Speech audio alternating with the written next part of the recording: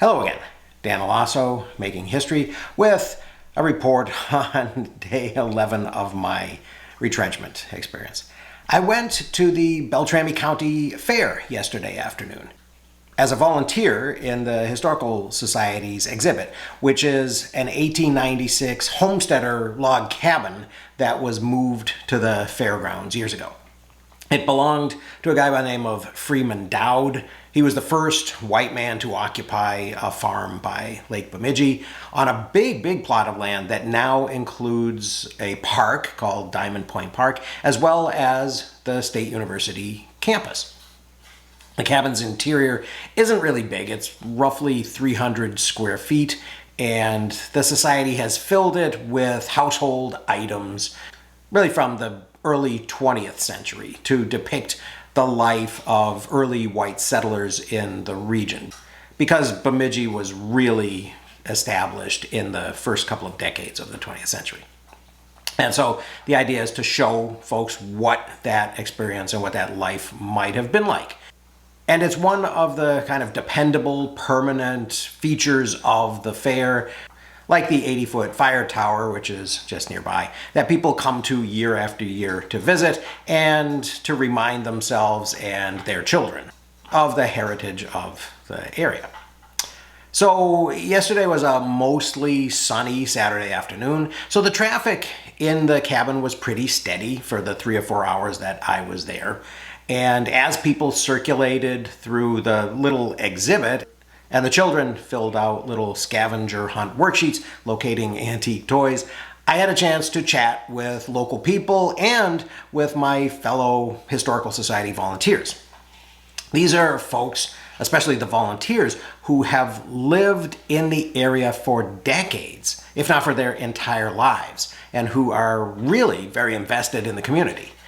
And so, of course, the issue naturally came up of what the heck is happening at BSU?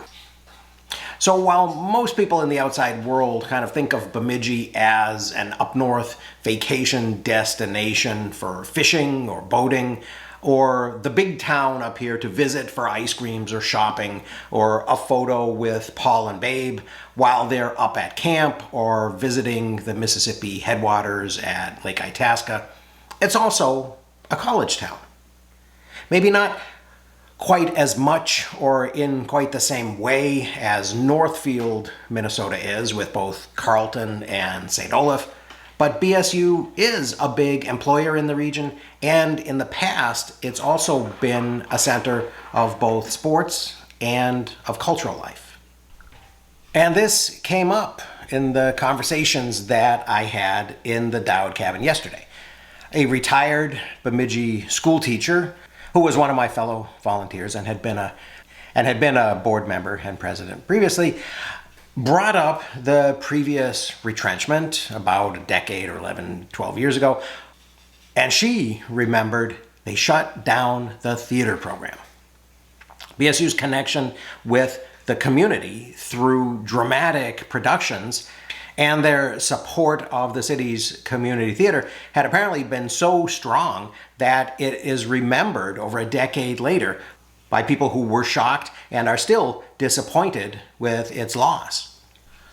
Now, I'm not entirely sure of what all the mechanisms were that enabled these strong connections in the decades before the previous retrenchment. I imagine that the link was probably created by theater instructors, by faculty in the theater department, and also by students who probably volunteered their time in the community, and also by locals who came to the BSU campus to see shows and then were inspired to produce their own. There is still a community theater in Bemidji with dedicated volunteers producing shows, but it must have been so much more in its heyday. So my point is that the university does more than just pay the city to lease its location and employ local workers who contribute to the economy. Although this is also important, and the loss of more workers will have an effect on the economy.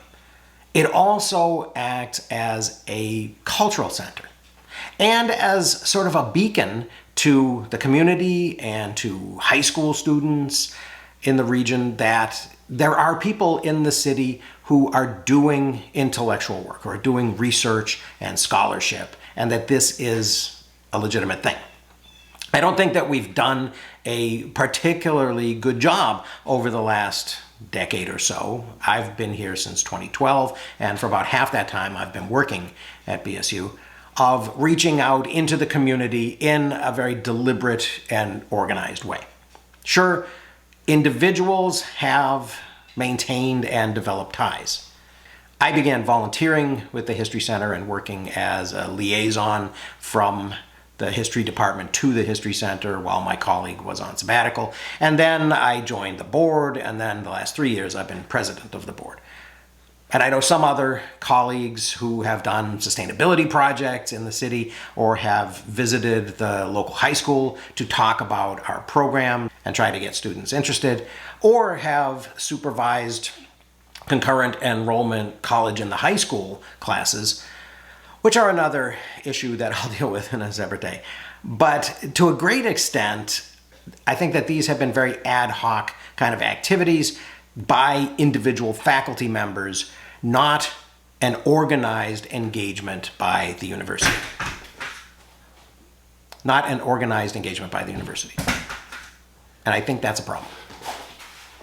Who'd like to say hi? Oh, what are you doing? I'm recording a video. Oh, I'm so sorry. He was getting silly about Hi, it. buddy. Come on. Are you having fun? Let's go get Are you your having fun? sillies. Are you having fun? Big Briggy. Come on, Briggy. Briggy Briggs. Come on, Briggy boy. Come on, Briggy boy. Don't let Okay, me out go. you go. All right, go away. See you later. All right. Come All on, right. let's go. Thank you for listening. So as I said, I will talk more about college and the high school over the next couple of days probably, but those are my thoughts for today. So I hope you found that a little bit interesting. Thank you very much for watching. I'll see you again tomorrow.